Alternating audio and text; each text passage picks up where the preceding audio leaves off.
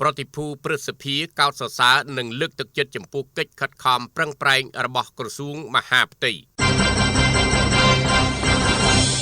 ប្រតិភូព្រឹទ្ធសភាដឹកនាំដោយឯកឧត្តមបណ្ឌិតនាងផាតប្រធានគណៈកម្មការទី4នៃព្រឹទ្ធសភាបានអញ្ជើញចូលរួមដឹកនាំកិច្ចប្រជុំពិភាក្សាការងារជាមួយឯកឧត្តមអភិសន្តិបណ្ឌិតសសុខាឧបនាយករដ្ឋមន្ត្រីរដ្ឋមន្ត្រីក្រសួងមហាផ្ទៃនៅទីស្តីការក្រសួងមហាផ្ទៃនារសៀលថ្ងៃទី19ខែមីនាឆ្នាំ2025ក្នុងកិច្ចពិភាក្សានេះឯកឧត្តមនាងផាតប្រធានគណៈកម្មការទី4នៃព្រឹទ្ធសភា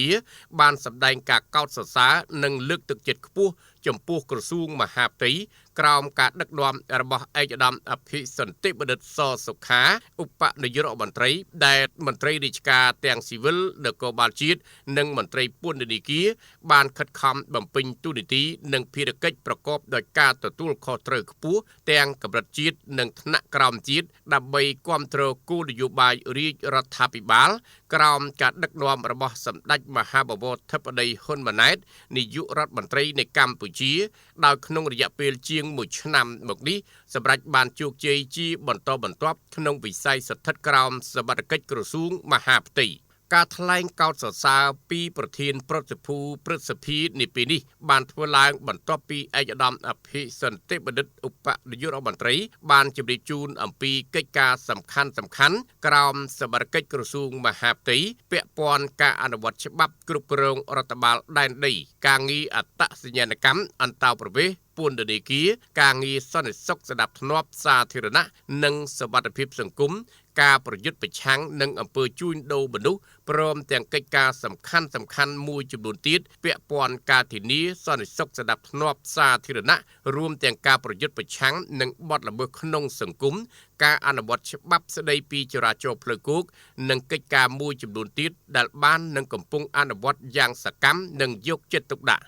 ឈលលើមូលដ្ឋានសមិទ្ធផលការងារដែលក្រសួងមហាផ្ទៃសម្រាប់ក្នុងរយៈពេលជាង1ឆ្នាំមកនេះឯកឧត្តមបណ្ឌិតនាងផាតជាថ្មីម្ដងទៀតបានបង្ហាញការកត់សម្គាល់លើសកម្មភាពសំខាន់របស់ឯកឧត្តមអភិសន្តិបណ្ឌិតទាំងការអញ្ជើញដឹកនាំកិច្ចប្រជុំនានាក្នុងកម្រិតក្រសួងមហាផ្ទៃនិងនៅតាមបណ្ដារដ្ឋបាលថ្នាក់ក្រោមជាតិការអញ្ជើញចុះទៅកាន់មូលដ្ឋានផ្ទាល់ដើម្បីត្រួតពិនិត្យការងារនិងជួបសំណេះសំណាលជាមួយមន្ត្រីទាំងកម្មវិធីគ្រោងនិងមិនគ្រោងទុកជាមុនព្រមទាំងដំណើរបំពេញបេសកកម្មក្រៅប្រទេសដើម្បីនាំមកនូវផលប្រយោជន៍ដល់ជាតិក្នុងក្របខ័ណ្ឌកិច្ចសហប្រតិបត្តិការជាមួយបណ្ដាប្រទេសជាមិត្តនានាក្នុងឱកាសនោះឯកឧត្តមអភិសន្តិបណ្ឌិតសសុខាក៏បានថ្លែងអំណរគុណឯកឧត្តមបណ្ឌិតនាងផាតប្រធានគណៈកម្មការទី4នៃព្រឹទ្ធសភានិងប្រតិភូដែលបានវិតម្លៃជាវិជ្ជមាននិងផ្ដល់ការលើកទឹកចិត្តខ្ពស់មកកាន់ឯកឧត្តមក៏ដូចជាក្នុងក្របខ័ណ្ឌក្រសួងមហាផ្ទៃទាំងមូលឯកឧត្តមអភិសន្តិបណ្ឌិតក៏បានបង្ហាញនឹងការទទួលយកអនុសាសន៍និងមតិយោបល់ល្អ